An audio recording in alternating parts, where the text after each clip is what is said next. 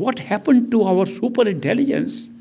What happened to our wisdom with which we came here, which is still intact and is now caught up in something we think is the only reality? Is there no way out? There is a way out. And that's what I've come to share with you.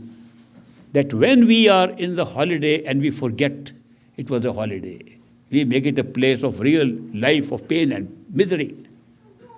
Pain and misery we create even when there is no pain and misery. We become miserable. I met a man who has millions of dollars. He says he's poor. Why is he poor? Because his neighbor has more. It's true. We have even judged our own state of happiness, our state of joy, our state of enjoyment based on what others are having around us. Have we transferred our happiness to our neighbors now? That's what it looks like. So we are all creating unhappiness in areas where there should be no unhappiness at all. So we are making a place which was meant for a holiday into a place of unnecessary suffering. But when we suffer so much, some wisdom does come to us based upon our original state. When the original state strikes in us, suddenly a thought comes to us. Why are we taking this so seriously? This is not our place. It couldn't be. That feeling comes inside. This is not our place. Then we should be looking for something that is our own. And a strange kind of a seeking starts coming. A seeking, this is not my place. I want to find out where is my home, where I came from, what's my origin, who am I? These questions come up. When these questions come up in us, it's a good time to watch out. Those questions make us a seeker of our true home and our true state of being. It's an arrangement that we have ourselves made, that when we are tired of this experience, we should be able to go back to our true home. And the arrangement is, at that time when we get fully tired and are ready to go back home, these thoughts begin to come into our head. Who am I? Why am I here? I am not the body. Bodies are dying. Am I not more than that? What could I be? Can I find out? That seeking inside that starts. When seeking starts, the game for going back home has begun. After the seeking is started, we come across people who say, this is not real. This is temporary. There's something more real inside you. What is more real? That you have an identity that is not the physical system. That identity is that you can still do whatever you are doing without matter, without these molecules and atoms that are constituting your physical body and the physical world. How do you think the world is physical? Because you have a physical body. Did you know if you didn't have a physical body, the world would not look physical at all? If you have a different body, the world becomes like that. It is the nature of our own costumes we are wearing on our consciousness that generates what kind of world it looks like. So when we can leave one costume, we automatically see another world. Other worlds are so well designed, so well created by us, so well created, so that if we leave this body, we can go into a state of being where our sense perceptions are intact, and an overlap of another world and this world can be experienced.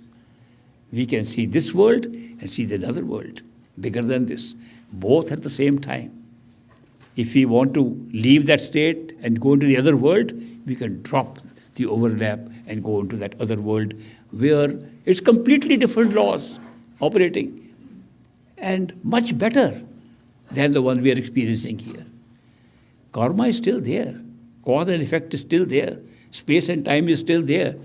But it's not the same way like here. We have greater mobility. We have greater ability to see. We have greater ability to understand. The mind functions more clearly in that state than it does here. So all those advantages are there in that state. So we can enjoy that state, and many people think that's good, we've come back home. But it's not home. Karma is still there, space-time is still there. We have the opportunity then to go further up and go and discover the state where we, as our souls, took up a mind and made it part of ourselves by giving it power of life. And the mind is functioning, and we see the great job the mind is doing, like creating different series of events to be placed into our life in the physical plane, in the astral plane. The mind is generating series of events, infinite events, and packed into little capsules called destinies. All destinies are being made there. Nothing is made higher than that. And we can see how we are participating in the making of our destinies, and how we are participating in picking up destinies which we want to enjoy. It's like saying, I like this DVD better than the other, I'll try this one. And that creates our life here. Next time, I like this one better. Okay, I'll do. That becomes our life here. All being generated at the causal level. It's a great experience. And many people think that's where we came from, that's our true home. But it's not. It's still in space and time. That's where space and time are being created. Therefore, we find that if we are seekers of a true home, not seekers of the creation of destinies, not seekers of a universal mind, but searching for the soul, searching for life itself, searching for where consciousness is born, searching for ultimate truth, then we go beyond that. And when we are ready for that, right in this physical body, a human being appears at that right time and guides us how to go within to that point. We fall in love with that person. When we fall in love with somebody, that person drags us. We can't go anywhere. If you love somebody, you go where that person goes. So when we fall in love with such a person who is carrying the awareness of our true home while he is here, and we follow him out of love, we go to the true home. As simple as that. There's no other place to go to if you love somebody. And that person pulls us by his unconditional love. A love that never changes. A love that never judges. A love that never says you are good or bad. A love that says, you are going back with me, you are my friend. And you go back home. It's an amazing arrangement. And that being can take you up to the point beyond the mind, before any of this stuff was created, where you were a soul. And that's a great thing to happen. And the best liberation one can get to discover one is a soul. The greatest discovery. We call such people perfect living masters, who can discover our soul for us. And we discover they are a beautiful soul. We are a beautiful soul. Our relationship is soul to soul. And that is how we got pulled up beyond the mind. But there are some super duper perfect living masters also. I'm using this word super duper because I used it in a meeting earlier today. So forgive me for repetition.